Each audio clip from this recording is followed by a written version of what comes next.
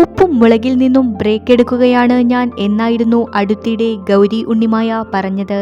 കരിയറിലും പഠനവുമൊക്കെയായി പോവുകയാണ് ഇനി. ഓഡീഷനിലൂടെയായിരുന്നു പരമ്പരയിലേക്ക് വന്നത്.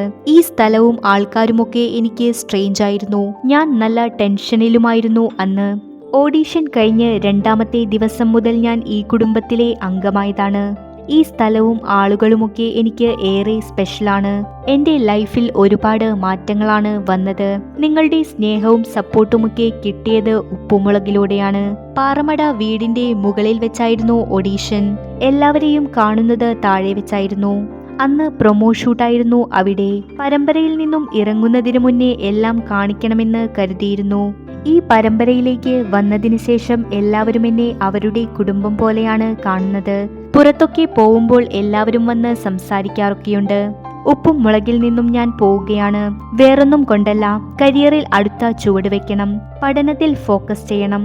ഇന്നുവരെ കിട്ടിയ സ്നേഹത്തിൽ ഒരുപാട് നന്ദിയുണ്ട്. ഒരു ഫാമിലിയിൽ പോയി യാത്ര പറയുമ്പോൾ വിഷമം വരില്ലേ, അതുപോലെയൊരു അവസ്ഥയായിരുന്നു. ഈ സ്നേഹവും പിന്തുണയും എന്നും കൂടെ വേണമെന്നായിരുന്നു ഉണ്ണിമായ പറഞ്ഞത്.